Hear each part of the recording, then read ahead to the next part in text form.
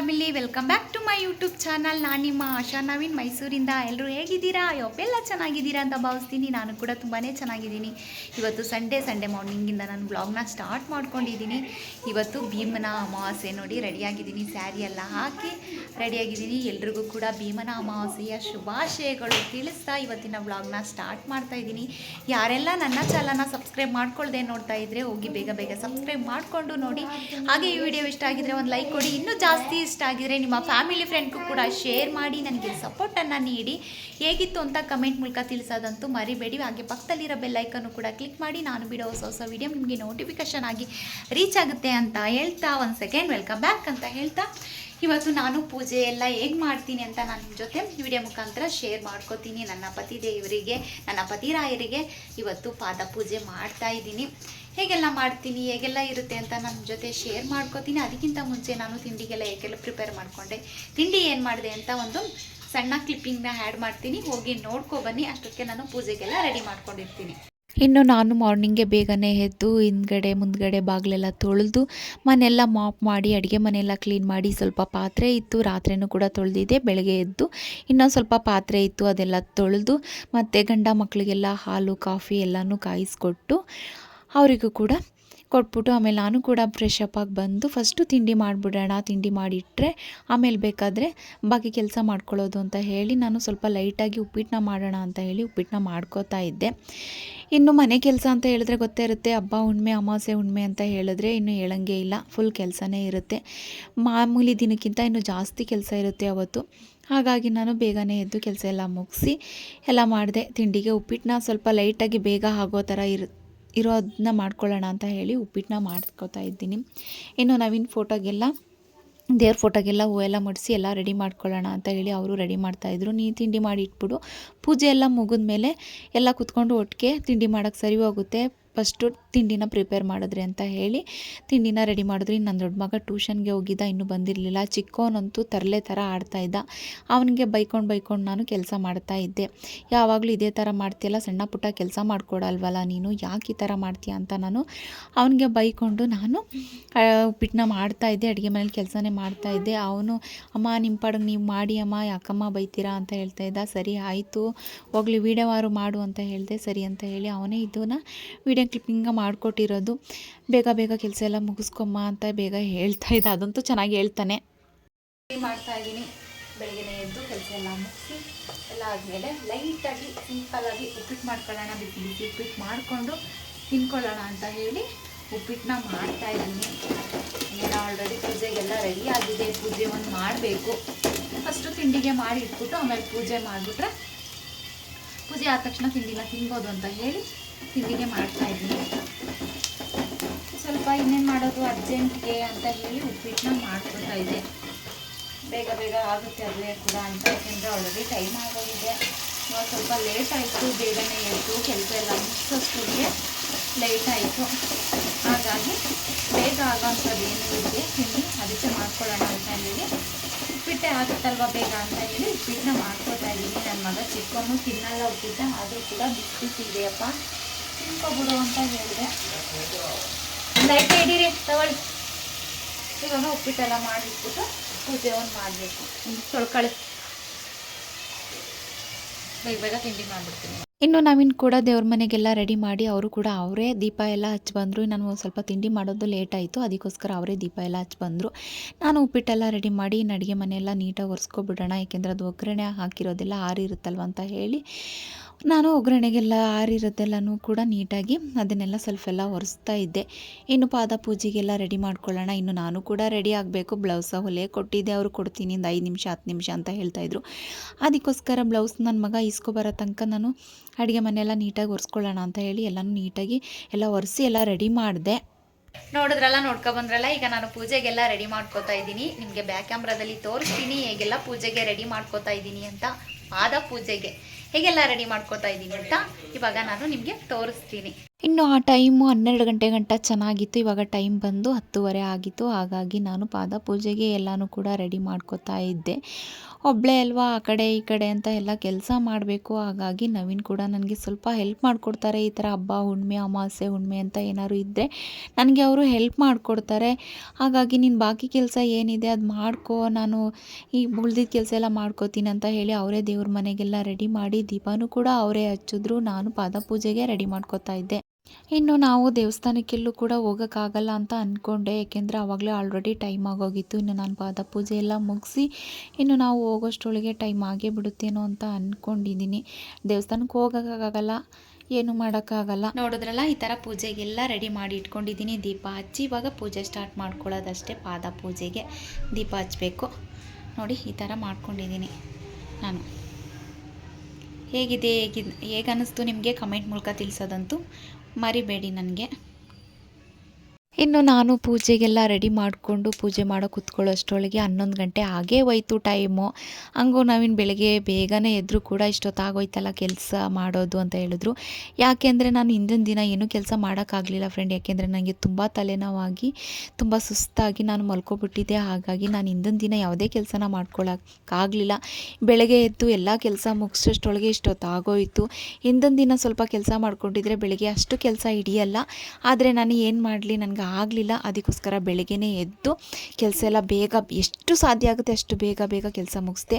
ಆದರೂ ಕೂಡ 12 ಗಂಟೆವರೆಗೂ ಟೈಮ್ ಇರುತ್ತೆ, ಏನೂ ಆಗಲ್ಲ, ಮಾಡ್ತೀನಿ ಅಂತ ಹೇಳಿದೆ. ಇನ್ನು ಈ ಭೀಮನಾಮಾಸೆಯಲ್ಲಿ ಹೆಣ್ಮಕ್ಳಿಗೆ ನಮ್ಗಳಿಗಂತೂ ತುಂಬಾ ಖುಷಿ. ಏಕೆಂದರೆ ಗಂಡನ ಪಾದಪೂಜೆ ಮಾಡೋದು ಅಂತ ಹೇಳಿದ್ರೆ ಅದೊಂದು ನಮಗೆ ಸೌಭಾಗ್ಯ ಅಂತ ಹೇಳ್ಕೋಬೋದು. ತುಂಬಾ ಖುಷಿ ಆಗುತ್ತೆ ನಮಗೆ. ಭೀಮನಾಮಾಸೆಯಲ್ಲಿ ನಮಗೆ ಗಂಡನಿಗೆ ಪೂಜೆ ಮಾಡೋದು, ನಾವು ಅವರಿಗೆ ಆಯಸ್ಸು, ಆರೋಗ್ಯ, ಸುಖ, ಶಾಂತಿ, ನೆಮ್ಮದಿ ಕೊಟ್ಟು ಕಾಪಾಡಲಿ, ಮತ್ತು ಅವರಿಗೆ ಭೀಮನಂಥ ಶಕ್ತಿಯ ಕೊಡಲಿ ಅಂತ ನಾವು ದೇವರಲ್ಲಿ ಕೇಳಿಕೊಂಡು ಅವರಿಗೆ ಪಾದಪೂಜೆನ ಮಾಡೋದು.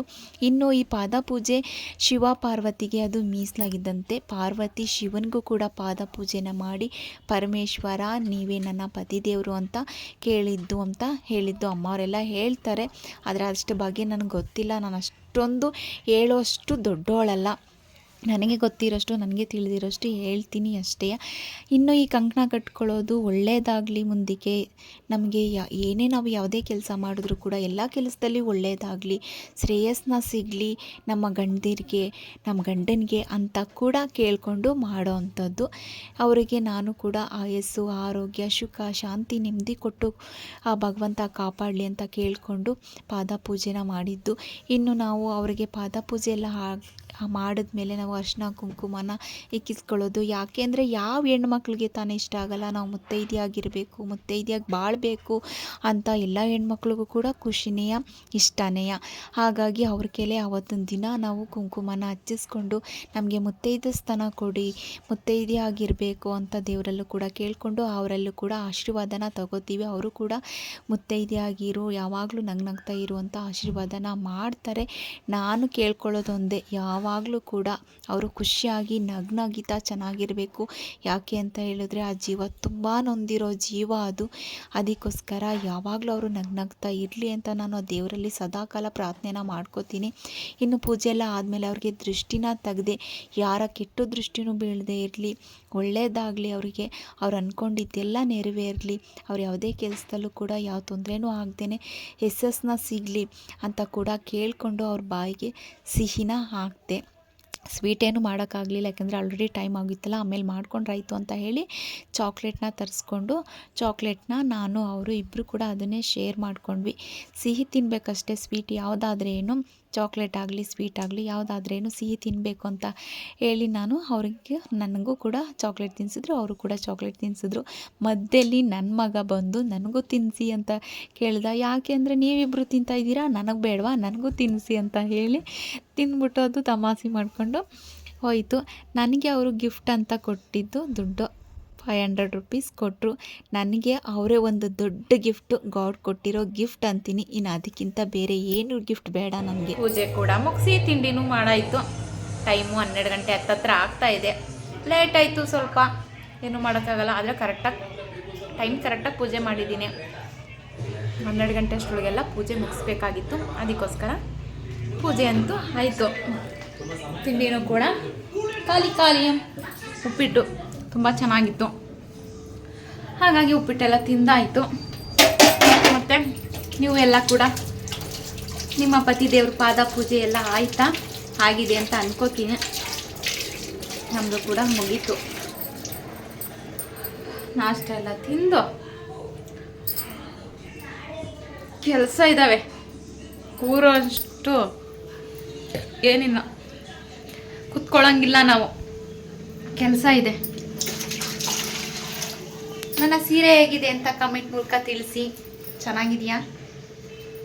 ಬ್ಲೌಸ್ ನಿನ್ನೆ ತಗೊಂಡೋಗಿ ಕೊಟ್ಟಿದ್ದು, ಬ್ಲೌಸ್ ಬೇಕೇ ಬೇಕು ಇವತ್ತು ಉಟ್ಕೊಳ್ಳೋಕ್ಕೆ ಅಂತ, ಹೊಲ್ಕೊಡಿ ಅಂತ ಕೊಟ್ಟು ವಿಡಿಯೋದಲ್ಲಿ ಹೇಳಿದ್ದೀನಲ್ಲ, ಬ್ಲೌಸ್ ಹೊಲಿಯೋಕ್ಕೆ ಕೊಡ್ತಾಯಿದ್ದೀನಿ. ಭೀಮನ ಅಮಾವಾಸ್ಯೆಗೆ ಉಟ್ಕೋಬೇಕು ಅಂತ, ಅದಕ್ಕೋಸ್ಕರ ಚೆನ್ನಾಗಿ ಹೊಲ್ಕೊಟ್ಟಿದ್ದಾರೆ. ಬ್ಲೌಸ್ ಚೆನ್ನಾಗಿ ಬಂದಿದೆ. ನಮಗಂತೂ ಕರೆಕ್ಟಾಗಿ ಪರ್ಫೆಕ್ಟಾಗಿ ಹೊಲ್ಕೊಡ್ತಾರೆ. ಇವಾಗ ಕೆಲಸ ಸ್ಟಾರ್ಟ್ ಮಾಡ್ಕೊಳ್ಳೋಣ. ಕೆಲಸ ಇದೆ. ನವೀನ್ ಕೂಡ ನೋಡಿ ತಿಂಡಿ ಮುಗಿಸಿ ಎಲ್ಲ ಕೂಡ ಕೂತಿದ್ದಾರೆ. ಮಕ್ಕಳು ಕೂಡ ಎಲ್ಲ ತಿಂಡಿ ತಿಂದಾಗಿ ಆರಾಮಾಗಿ ಟಿ ವಿ ನೋಡ್ತಾ, ಕಾಂತಾರ ಮೂವಿ ಕೊಟ್ಟಿದ್ದಾರೆ, ಟಿ ವಿ ನೋಡ್ತಾ ಕೂತಿದ್ದಾರೆ. ಚಾಕ್ಲೇಟ್ ಅಂತೆ, ನನ್ನ ಮಗ ಚಾಕ್ಲೇಟ್ ಕೊಡ್ತಿದ್ದಾನೆ. ಸ್ವೀಟ್ ಏನು ಮಾಡಿರಲಿಲ್ಲ, ಆಮೇಲೆ ಮಾಡ್ಕೊಳ್ಳೋಣ ಅಂತ ಹೇಳಿ ಅದಕ್ಕೋಸ್ಕರ ಕೊಡು ಪಾಪ ಅವನಿಗೂ.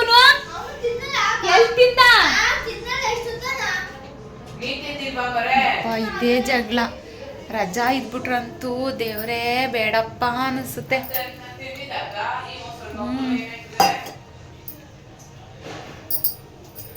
ಇವ್ರು ಕಚ್ಚಾಡ್ಲಿ, ಇವ್ರು ಕಚ್ಚಾಟ ನೋಡ್ಕೊಂಡು ನಿಂತ್ಕೊಳಕ್ಕಾಗಲ್ಲ.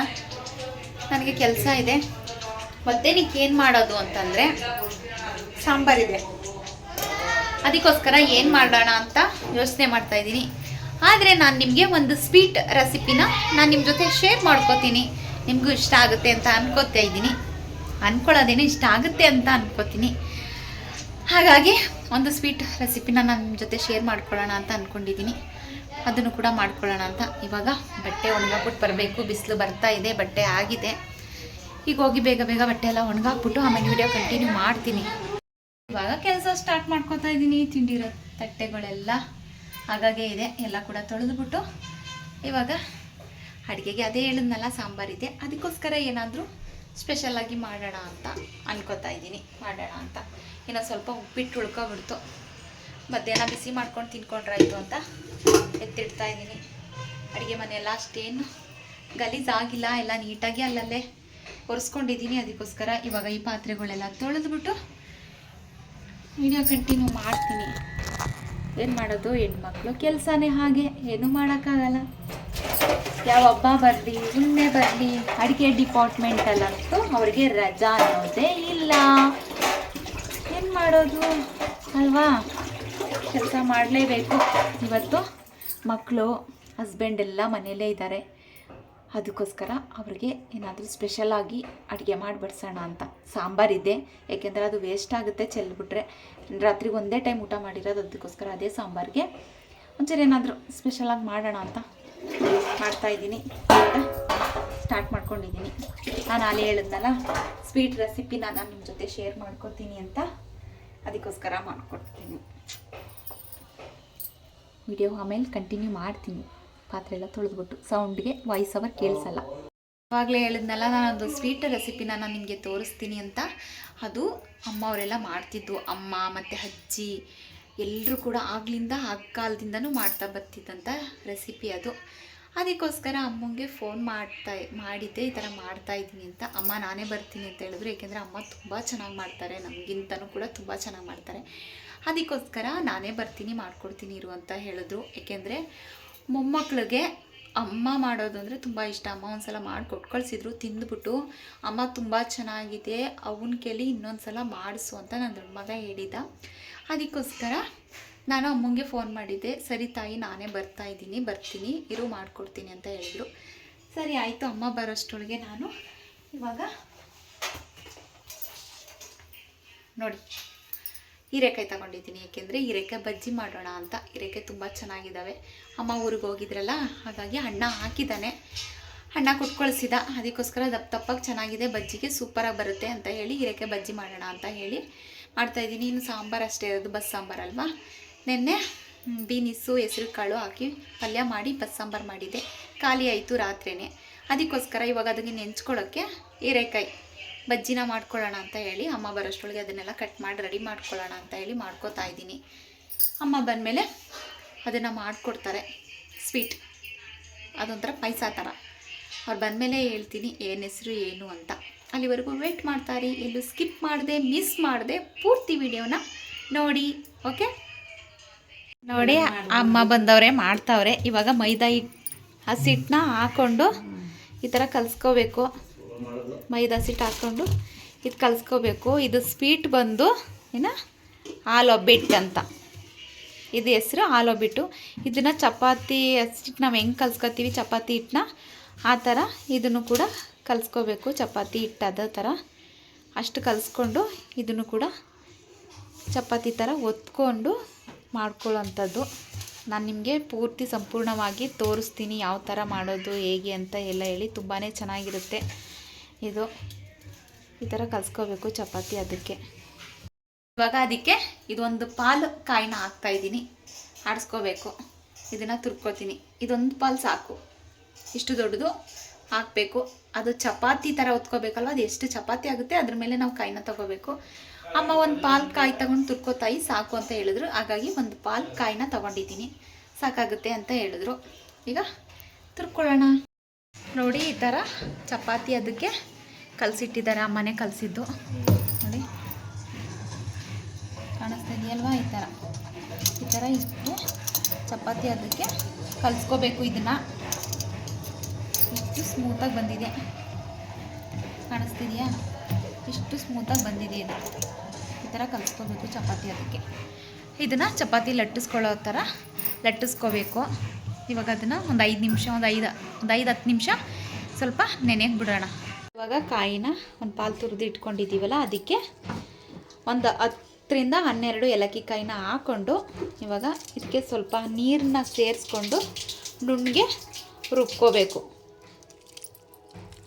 ಇಷ್ಟು ನೀರನ್ನ ಸೇರಿಸ್ಕೊಂಡು ನುಣ್ಣಗೆ ಇದನ್ನು ರುಬ್ಕೋಬೇಕು. ಇವಾಗ ರುಬ್ಕೊಳ್ಳೋಣ. ಇವಾಗ ಇದನ್ನು ರುಬ್ಬಾಯಿತು. ಈ ಥರ ಇಷ್ಟು ಇಲ್ಲಿ ಈ ಥರ ನುಣ್ಣಗೆ ರುಬ್ಕೊಂಡಿದ್ದೀನಿ. ಇಷ್ಟು ಈ ಥರ ರುಬ್ಕೋಬೇಕು. ಏಲಕ್ಕಿ ಕಾಯಿ ಹಾಕಿದ್ದೀವಲ್ವ, ಅದಕ್ಕೋಸ್ಕರ ಘಮ ಘಮ ಅಂತ ಇದೆ ಎಲ್ಲ. ಏಲಕ್ಕಿ ಕಾಯಿ ಎಲ್ಲ ಆ ಸಿಪ್ಪೆಯನ್ನು ತೆಗಿಯೋಂಗಿಲ್ಲ, ಸಿಪ್ಪೆನೂ ಕೂಡ ಹಾಕಬೇಕು. ಏಲಕ್ಕಿ ಕಾಯಿದು ತುಂಬ ಚೆನ್ನಾಗಿರುತ್ತೆ, ತುಂಬ ಟೇಸ್ಟಿಯಾಗಿರುತ್ತೆ. ಈ ಥರ ರುಬ್ಬಿ ಇವಾಗ ಸೈಡಲ್ಲಿ ಇಟ್ಕೊಂಡು ಇವಾಗ ಬಾಕಿ ಏನು ಬೇಕೋ ಅದನ್ನ ರೆಡಿ ಮಾಡ್ಕೊಳ್ಳೋಣ. ಇಷ್ಟು ತಗೋಬೇಕು. ಇಷ್ಟಪ್ಪ ಈ ಥರ ತಗೊಂಡು ಈ ಥರ ತೆಳುಗೆ ಚಪಾತಿ ಥರ ಒತ್ಕೋಬೇಕು. ಅದನ್ನು ನೋಡಿ, ಇಷ್ಟು ತೆಳುಗೆ ಒತ್ಕೋಬೇಕು. ಕಾಣಿಸ್ತಿದೆಯಾ? ತೋರಿಸ್ತೀನಿ ರೀ. ಇಷ್ಟು ತೆಳುಗೆ ಒತ್ಕೋಬೇಕು. ತೆಳುಗೆ ಒತ್ಕೊಂಡ್ರೆ ಚೆನ್ನಾಗಿ ಬರುತ್ತೆ. ಇಷ್ಟು ತೆಳುವಾಗಿರಬೇಕು. ಚಪಾತಿ ಅಷ್ಟು ಮಂದಕ್ಕೆ ಒತ್ಕೋಬಾರ್ದು. ಇದನ್ನು ಇಷ್ಟೊಂದು ತೆಳುಗೆ ಒತ್ಕೊಂಡು ತವ ಮೇಲೆ ಬೇಯಿಸ್ಕೋಬೇಕು. ಇದನ್ನು ನೋಡಿ, ಇಷ್ಟು ಚೆನ್ನಾಗಿ ಬಂದಿದೆ. ಅಮ್ಮ ಒತ್ತುತ್ತವ್ರೆ. ಇಷ್ಟೊಂದು ತೆಳುಗೆ ಒತ್ಕೊಂಡ್ರೆ ತುಂಬ ಚೆನ್ನಾಗಿ ಬರುತ್ತೆ. ಇಷ್ಟಪ್ಪನೇ ಉಂಡೆನ ತಗೋಬೇಕು. ಅದಕ್ಕೆ ಜಾಸ್ತಿನೂ ತಗೊಳ್ಳಂಗಿಲ್ಲ, ಕಮ್ಮಿನೂ ತಗೊಳ್ಳಂಗಿಲ್ಲ. ಇಷ್ಟು ತಗೋಬೇಕು. ಕಮ್ಮಿ ತಗೊಂಡ್ರೆ ಚಿಕ್ಕದಾಗಿ ಬರುತ್ತೆ. ಆದರೆ ತೆಳುಗೆ ಮಾತ್ರ ತೆಳ್ಳಗೆ ಒತ್ಕೋಬೇಕು. ಇದನ್ನು ಈ ಥರ ಒತ್ಕೊಂಡು ಮಾಡ್ಕೊಳ್ಳೋವಂಥದ್ದು. ಇವಾಗ ಅದಕ್ಕೆ ಇಷ್ಟು ಬೆಲ್ಲನ ತಗೊಂಡಿದ್ದೀನಿ, ಕಾಣಿಸ್ತಾ ಇದೆಯಲ್ವಾ? ಇವಾಗ ಇದು 1 kg ಅಷ್ಟು ಬೆಲ್ಲ ಇದೆ, ಬೇಕು ಅಷ್ಟು. ಇವಾಗ ಇದಕ್ಕೆ ಇದರಲ್ಲಿ ಕಾಣಿಸ್ತಿದೆಯಲ್ವಾ? ತೋರಿಸ್ತೀನಿ. ಈ ಥರ ಇಷ್ಟು ಇದರಲ್ಲಿ ಇಷ್ಟು ನೀರನ್ನು ಹಾಕೋಬೇಕು. ಇದು 2 ಲೋಟ ನೀರನ್ನು ಹಾಕೋಬೇಕು. ಲೋಟ ಅಲ್ಲ, ಇದು ಚೊಂಬು, ಚಿಕ್ಕ ಚೊಂಬು. ಚಿಕ್ಕ ಚೊಂಬಲ್ಲಿ 2 ಏನು ಬೇಡ, 1.5 ಸಾಕು. ಸಾಕು. ಇಷ್ಟು ಹಾಕಿದ್ದೀನಿ. ಮುಕ್ಕಾಲು ಭಾಗ ಅಷ್ಟು ಹಾಕಿದ್ದೀನಿ. 1 ಮುಕ್ಕಾಲು ಚೊಂಬಲ್ಲಿ ನೀರು ಹಾಕಿದ್ದೀನಿ, ಚಿಕ್ಕ ಚೊಂಬಲ್ಲಿ. ಇದನ್ನು ಇವಾಗ ನಾವು ಬೇಯೋಕ್ಕೆ ಇಡೋಣ. ಬೆಲ್ಲನ ಬೇಯಕ್ಕಿಡಬೇಕು. ಅದೆಲ್ಲ ಚೆನ್ನಾಗಿ ಬೆಂದ ಮೇಲೆ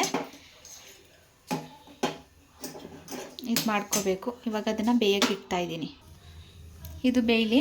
ಇದು ಬೇಯೋ ತನಕ ಮುಂದಿನಿಂದ ರೆಡಿ ಮಾಡ್ಕೊಳ್ಳೋಣ. ಮುಂದೆ ಏನು ಮಾಡಬೇಕು ಅದನ್ನು ರೆಡಿ ಮಾಡಿ ಇಟ್ಕೊಳ್ಳೋಣ. ಇವಾಗ ಇದನ್ನು ಬೇಯ್ತಾ ಇರಲಿ ಇದ್ರ ಪಾಡ್ಗಿದ್ದು. ಇವಾಗ ಅದಕ್ಕೆ ಇಷ್ಟು ಹಾಲು ಪೌಡ್ರನ್ನ ತೊಗೊಂಡಿದ್ದೀನಿ. ಹಾಲು ಬೇಕಾದರೂ ತೊಗೋಬೋದು. ನನ್ನ ಮನೇಲಿ ಹಾಲು ಪೌಡ್ರ್ ಇತ್ತು, ಅದಕ್ಕೋಸ್ಕರ ನಾನು ಹಾಲು ಪೌಡ್ರನ್ನೇ ತೊಗೊಂಡಿದ್ದೀನಿ. ನೀವು ಹಾಲು ಬೇಕು ಅಂದರೆ 1 ಅರ್ಧ ಲೀಟ್ರ್ ಹಾಲು ಹಾಕ್ಕೋಬೇಕು. ಕಮ್ಮಿ ಮಾಡ್ಕೋತೀನಿ ಅಂದರೆ ಕಮ್ಮಿ ಮಾಡ್ಕೋಬೋದು, ಜಾಸ್ತಿ ಮಾಡ್ಕೋತೀನಿ ಅಂದರೂ ಜಾಸ್ತಿ ಮಾಡ್ಕೋಬೋದು. ಇವಾಗ ಇದಕ್ಕೆ ಬಿಸಿನೀರು ಕಾಯಿಸಿ ಹಾಕ್ತಾಯಿದ್ದೀನಿ ಹಾಲಿಗೆ. ನೋಡಿ ಈ ಥರ ಹಾಲು ಪೌಡ್ರನ್ನ ಮಿಕ್ಸ್ ಮಾಡ್ಕೊಂಡಿದ್ದೀನಿ, ಬಿಸಿನೀರಲ್ಲಿ ಮಿಕ್ಸ್ ಮಾಡಿ ಇಟ್ಕೊಂಡಿದ್ದೀನಿ. ಅದೇನೂ ಇಲ್ಲ, ಏಲಕ್ಕಿ ಕಾಯಿನ ಸ್ವಲ್ಪ ಪೌಡ್ರ್ ಮಾಡಿ ಹಾಕ್ತೆ. ಇದಕ್ಕೂ ಸ್ವಲ್ಪ ಗಮ್ ಅಂತ ಟೇಸ್ಟ್ ಬರುತ್ತೆ, ಅದಕ್ಕೋಸ್ಕರ ಒಂದು ಏಲಕ್ಕಿ ಕಾಯಿನ ಪೌಡ್ರ್ ಮಾಡಿ ಇದಕ್ಕೆ ಹಾಕಬೇಕು. ಘಮ ಘಮ ಅಂತ ಚೆನ್ನಾಗಿರುತ್ತೆ ಹಾಲಿಗೆ ಹಾಕಿ ಮಿಕ್ಸ್ ಮಾಡಿದ್ರೆ. ಇವಾಗ ನಾವು ಬೆಲ್ಲನ ಬೇಯಕ್ಕಿಟ್ಟಿದ್ವಲ್ಲ ಅದೆಲ್ಲ ಆಗಿದೆ. ಇವಾಗ ಬೇರೆ ತಪ್ಪಲೆಗೆ ಸೋರಿಸ್ಕೊತಾ ಇದ್ದೀನಿ ನೋಡಿ. ಯಾಕೆಂದರೆ ಸ್ವಲ್ಪ ಗಲೀಜೆಲ್ಲ ಇರ್ತದೆ, ಕಲ್ಲೆಲ್ಲ ಇರ್ತಾವಲ್ವ. ನೋಡಿಲಿ ಕಲ್ಲು ಸೌಂಡ್ ನೋಡಿಲಿ ಯಾವ ಥರ ಗೊತ್ತಾದೆ. ಈಗ ಇದನ್ನು ಪಕ್ಕದ ಒಲೆಗೆ ಇಡೋದು. ಇದು ಸ್ವಲ್ಪ ಆಗಲಿ ಬಿಸಿ ಐತೆ. ಇವಾಗ ಇದನ್ನು ಇದಕ್ಕೆ ಇಟ್ಕೊತಾ ಇದ್ದೀನಿ. ಇವಾಗ ತವ ಇಟ್ಕೊಂಡು ತವ ಬಿಸಿ ಆದಮೇಲೆ ಚಪಾತಿನ ಬೇಯಕ್ಕೆ ಹಾಕಿದ್ದೀವಿ. ಇದನ್ನು ಚಪಾತಿ ಏನು ನಾವು ಬೇಯಿಸ್ಕೊತೀವಿ ಆ ಥರ ಬೇಯಿಸ್ಕೋಬೇಕು, ಸೀಸ್ಕೋಬಾರ್ದು. ನೀಟಾಗಿ ಕಮ್ಮಿ ಊರಲ್ಲೇ ಇಟ್ಕೊಂಡು ಬೇಯಿಸ್ಬೇಕು. ನೋಡಿ ಈ ಥರ ತೆಳು ಬರಬೇಕು, ಇಷ್ಟು ತೆಳು ಇರಬೇಕು. ಅದು ಮಂದ ಬಂದರೆ ಟೇಸ್ಟ್ ಚೆನ್ನಾಗಿರಲ್ಲ. ಈ ಥರ ಚಪಾತಿ ಅಳತೆಗೆ ನಾವೇನು ಚಪಾತಿನ ಸುಟ್ಕೋತೀವಿ ಆ ಥರ ಇದನ್ನು ಕೂಡ ಸುಟ್ಕೋಬೇಕು. ಇಲ್ಲಿ ಇದು ಪಕ್ಕದಲ್ಲಿ ಬೆಲ್ಲದ ನೀರು ನಾವು ಸೈಡಲ್ಲಿ ಕರಗಿಸೋಕೆ ಇಟ್ಕೊಂಡಿದ್ವಲ್ಲ ಅದನ್ನು ತಪ್ಪಲೆಗೆ ಹಾಕಿಟ್ಟಿದ್ದೀನಿ. ಇದು ಬಿಡೋಣ, ಬೇಯ್ತಾ ಇರಲಿ. ಇವಾಗ ಇದಕ್ಕೆ ನಾವೇನು ಕಾಯೆಲ್ಲ ಆಡಿಸ್ಕೊಂಡಿದ್ವಲ್ಲ, ಏಲಕ್ಕಿ ಕಾಯಿ ಎಲ್ಲ ಹಾಕಿ ಚೆನ್ನಾಗಿ ನುಣ್ಣಗೆ ರುಬ್ಕೊಂಡಿದ್ವಲ್ಲ ಅದನ್ನು ಇವಾಗ ಇದಕ್ಕೆ ಸೇರಿಸ್ತಾ ಇದ್ದೀನಿ. ನೋಡಿ ಸಿಂಪಲ್ ರೆಸಿಪಿ, ಆರಾಮಾಗಿ ಮಾಡ್ಕೋಬೋದು. ತುಂಬಾ ಚೆನ್ನಾಗಿರುತ್ತೆ, ಮಾಡಿಕೊಂಡ್ರೆ ಟೇಸ್ಟಿಯಾಗಿರುತ್ತೆ, ರುಚಿಯಾಗಿ ಸ್ವೀಟಾಗಿ ಚೆನ್ನಾಗಿರುತ್ತೆ. ರುಚಿಯಾಗಿ ಅಂತಂದರೆ ಇದು ಖಾರ ಅಲ್ಲ, ಸ್ವೀಟ್ ಅಲ್ವಾ, ಸ್ವೀಟನ್ನು ಕೂಡ ರುಚಿ ಅಂತಾರಲ್ವ, ಅದಕ್ಕೋಸ್ಕರ ತುಂಬ ಚೆನ್ನಾಗಿರುತ್ತೆ. ಇವಾಗ ಇದಕ್ಕೆ ನಾವು ಹಾಲನ್ನು ಕೂಡ ಇಟ್ಕೊಂಡಿದ್ವಲ್ಲ, ಹಾಲು ಪೌಡ್ರು ಬಿಸಿನೀರಲ್ಲಿ ಹಾಕಿ ಕಲಸಿ ಅದನ್ನು ಕೂಡ ಹಾಕ್ತಾಯಿದ್ದೀನಿ. ನೋಡಿ ಇಷ್ಟೇ. ಇವಾಗ ಇದನ್ನು ನೀಟಾಗಿ ಇವಾಗ ಇದನ್ನು ಈ ಥರ ಕೈ ಆಡಿಸೋಣ.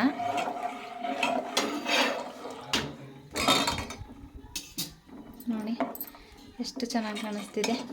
ಇದು ಕಾಯಿ ಅಲ್ವಾ, ಕಾಯಿ ಹಾಕಿದ್ದೀವಲ್ಲ ಅದು ಕಾಯಿದು ಆ ಥರ ಕಾಣಿಸ್ತಾ ಇದೆ. ಇದು ಮಳ್ಳ ತನಕ ಬಿಡೋಣ, ಚೆನ್ನಾಗಿ ಮಳ್ಳಿ ಇದು ಈ ಥರ ಚೆನ್ನಾಗಿ ಕೈ ಆಡ್ತಿದ್ದೀವಿ. ಈಗ ಇದು ಚೆನ್ನಾಗಿ ಮಳ್ಳು ಬರಲಿ. ಇವಾಗ ಚಪಾತಿ ಎಲ್ಲ ರೆಡಿಯಾಗಿದೆ ನೋಡಿ. ಈ ಥರ ಚಪಾತಿ ಥರ ಒತ್ಕೊಂಡು ಬೇಯಿಸ್ಕೋಬೇಕು. ಇದನ್ನ ಇವಾಗ ಸಣ್ಣ ಸಣ್ಣ ಪೀಸಾಗಿ ಮಾಡಿಕೊಂಡು ಇವಾಗ ಇದು ಮಳ್ತಾ ಇದೆ. ಇವಾಗ ಇದಕ್ಕೆ ಹಾಕಬೇಕು. ತೋರ್ತೀವಿ, ನಮ್ಮಮ್ಮ ತುಂಬಕ್ಕೆ ತೋರ್ಬೇಕು, ಸುಮ್ಮನೆ ಇರೋದ್ರ ಒಳಗಡೆ ಹಾಕ್ತೀವಲ್ಲ ತೋರ್ವೆ ಅಂತಾರೆ. ಬಿಸಿ ಇದೆ. ಈ ಥರ ಎಷ್ಟು ತೆಳು ಬರಬೇಕು, ಮಂದ ಮಾಡ್ಕೋಬಾರ್ದು, ಹೀಗೆ ತೆಳು ಬರಬೇಕು. ನೋಡಿ ಎಷ್ಟು ತೆಳು ಕಾಣಿಸ್ತಿದೆ ಅಲ್ವಾ, ನಿಮಗೆ ಕಾಣಿಸ್ತಾ ಇರ್ಬೋದು. ನೋಡಿ ಈ ಥರ ತೆಳು ಬರಬೇಕು. ಈ ಥರ ತೆಳು ಬಂದರೆ ಚೆನ್ನಾಗಿರುತ್ತೆ, ಇಲ್ಲ ಮಂದ ಬಂದರೆ ಅಷ್ಟು ಚೆನ್ನಾಗಿರಲ್ಲ. ಈ ಥರ ತೆಳು ಬರಬೇಕು. ಇವಾಗ ಇದನ್ನು ಸಣ್ಣ ಸಣ್ಣ ಪೀಸಾಗಿ ಮಾಡ್ಕೋತೀವಿ. ಇದನ್ನು ಈ ಥರ ಪೀಸ್ ಮಾಡ್ಕೊಂಡಿವಿ ನೋಡಿ. ಈ ಥರ ಪೀಸ್ ಮಾಡ್ಕೋಬೇಕು, ಸಣ್ಣದಾಗಿ ಚಿಕ್ಕದಾಗಿ ಪೀಸ್ ಮಾಡ್ಕೋಬೇಕು. ಈ ಥರ ಪೀಸ್ ಮಾಡ್ಕೊಂಡಿದ್ದೀವಿ ನೋಡಿ. ಈ ಥರ ಪೀಸ್ ಮಾಡ್ಕೊಂಡು ಇವಾಗ ಇದಕ್ಕೆ ತುಂಬೋದು. ಹಾಕು, ಅಮ್ಮ ತುಂಬ್ತಾವ್ರೆ ನೋಡಿ. ಅಮ್ಮ ಬಂದಿದ್ದು ಅವಾಗೆಲ್ಲ ಯಾರಾದರೂ ಗೆಸ್ಟ್ ಬಂದರೆ, ಯಾರು ಮನೆಗೆ ನೆಂಟರು ಬಂದರೆ ಇದೇ ಮಾಡ್ತಿದ್ದು ಅಲ್ವಕ್ಕ? ಹಾಲು ಬಿಟ್ಟು ಮಾಡ್ದು. ಏನು ಹೇಳ್ತಿದ್ರಿ? ಯಾರು ಬಂದರೆ ನಾಮದಲ್ಗೆ ಮಾಡ್ತಿದ್ರು.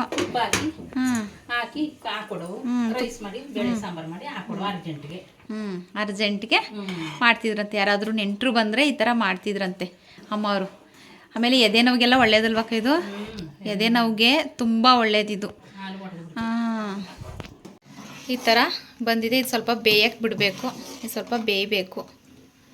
ಬೇಯೋ ತನಕ ಸೈಡಲ್ಲಿ ಇದಕ್ಕೆ ಸ್ವಲ್ಪ ನೋಡಿ ದ್ರಾಕ್ಷಿ ಗೋಡಂಬಿ ಒಗ್ಗರಣೆ ಮಾಡಿಕೊಂಡು ಲಾಸ್ಟಲ್ಲಿ ಹಾಕೋಬೇಕು. ಇದು ಹಾಕಿದ್ರೆ ಫೈನಲಿ ಮುಗೀತು. ಇಲ್ಲಿ ತುಪ್ಪನ ಕಾಯಕ್ಕಿಟ್ಟಿದ್ದೀನಿ. ಇವಾಗ ಇದಾದಮೇಲೆ ನಾವು ಇದು ಸ್ವಲ್ಪ ಕಾಯಿಲಿ. ಇವಾಗ ಕಾದಿದೆ. ಇವಾಗ ಗೋಡಂಬಿನ ಹಾಕ್ತಾಯಿದ್ದೀನಿ. ಇದು ಸ್ವಲ್ಪ ಚೆನ್ನಾಗಿ ರೋಸ್ಟ್ ಆಗಲಿ.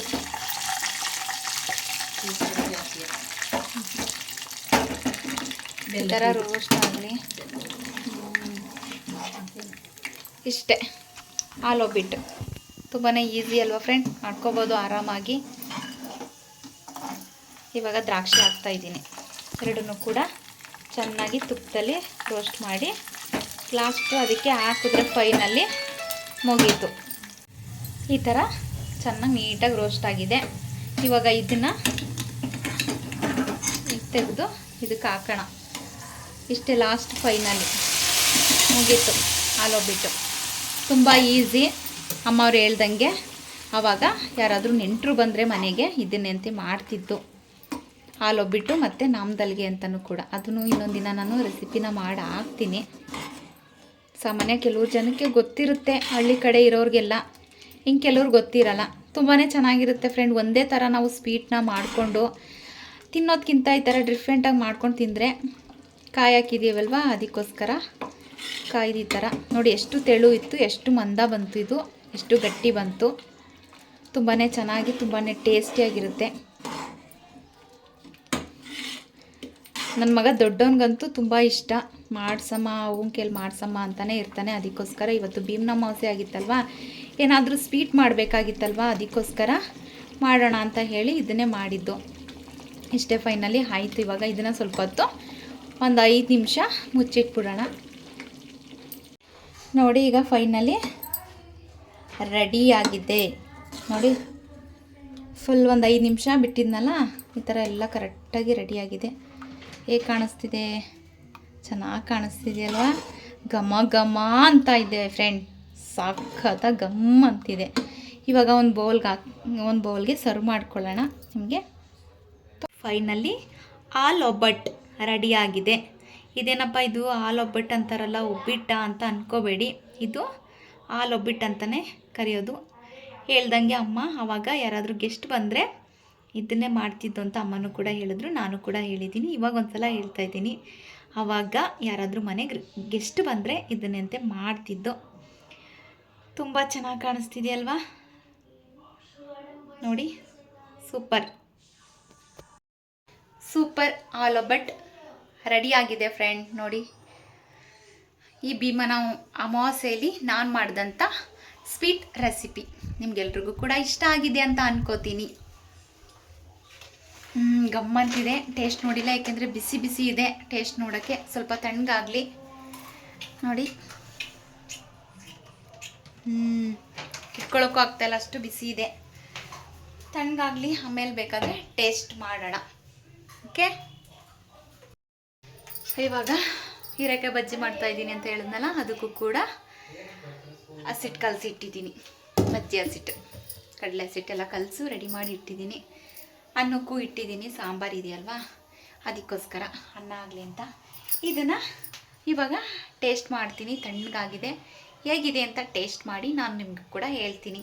ಫಸ್ಟು ಟೇಸ್ಟ್ ಮಾಡ್ತೀನಿ. ಇವಾಗ ಟೇಸ್ಟ್ ಮಾಡ್ತಾಯಿದ್ದೀನಿ, ಹೇಗಿದೆ ಅಂತ ನೋಡೋಣ. ಚೆನ್ನಾಗಿ ಬಂದಿದೆ ಅಂತ ಅನ್ಕೋತೀನಿ. ನೋಡಿ.